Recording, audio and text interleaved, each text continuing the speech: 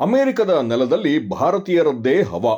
ಹೌದು, ಅಲ್ಲಿನ ಸಾಮಾಜಿಕ ಮತ್ತು ಆರ್ಥಿಕ ವ್ಯವಸ್ಥೆಯಲ್ಲಿ ಹಿಂದೂಗಳ ಪ್ರಾಬಲ್ಯ ಈಗ ಜಗತ್ತಿನ ಗಮನ ಸೆಳೆಯುತ್ತಿದೆ. ಇತ್ತೀಚಿನ ಪ್ಯೂ ರಿಸರ್ಚ್ ಸೆಂಟರ್ ವರದಿ ಬಿಡುಗಡೆ ಮಾಡಿರುವ ಅಂಕಿ ಅಂಶಗಳು ಅಚ್ಚರಿ ಮೂಡಿಸಿವೆ. ಅಮೆರಿಕದಲ್ಲಿ ವಾಸಿಸುವ ಎಲ್ಲಾ ಧರ್ಮೀಯರಿಗಿಂತ ಹಿಂದೂಗಳೇ ಅತ್ಯಂತ ಹೆಚ್ಚು ಸುಶಿಕ್ಷಿತರು ಎಂಬ ಹೆಗ್ಗಳಿಕೆಗೆ ಪಾತ್ರವಾಗಿದ್ದಾರೆ. ವರದಿಯ ಪ್ರಕಾರ ಅಲ್ಲಿನ 77% ಹಿಂದೂಗಳು ಪದವಿ ಅಥವಾ ಅದಕ್ಕಿಂತ ಹೆಚ್ಚಿನ ಉನ್ನತ ಶಿಕ್ಷಣವನ್ನು ಪಡೆದಿದ್ದಾರೆ. ಶಿಕ್ಷಣದ ಈ ರೇಸ್ನಲ್ಲಿ ಯಹೂದಿ ಸಮುದಾಯ 59% ಸಾಧನೆಯೊಂದಿಗೆ ಎರಡನೇ ಸ್ಥಾನದಲ್ಲಿದ್ದರೆ, ಮುಸ್ಲಿಂ ಸಮುದಾಯ 39% ಪದವೀಧರರನ್ನು ಹೊಂದುವ ಮೂಲಕ ಅಮೆರಿಕದ ಸರಾಸರಿ ಮಟ್ಟಕ್ಕಿಂತ ಮೇಲಿದೆ. ಕೇವಲ ಶಿಕ್ಷಣ ಮಾತ್ರವಲ್ಲ, ಆದಾಯದಲ್ಲೂ ಇವರದ್ದೇ ಮೇಲುಗೈ. ಅತಿ ಹೆಚ್ಚು ವಾರ್ಷಿಕ ಆದಾಯ ಗಳಿಸುವ ಕುಟುಂಬಗಳ ಪಟ್ಟಿಯಲ್ಲಿ ಹಿಂದೂ ಕುಟುಂಬಗಳು ಮುಂಚೂಣಿಯಲ್ಲಿವೆ. ಸಾಫ್ಟ್ವೇರ್, ವೈದ್ಯಕೀಯ ಮತ್ತು ತಂತ್ರಜ್ಞಾನ ವಲಯಗಳಲ್ಲಿ ಭಾರತೀಯರ ಕೊಡುಗೆ ಅಪಾರ.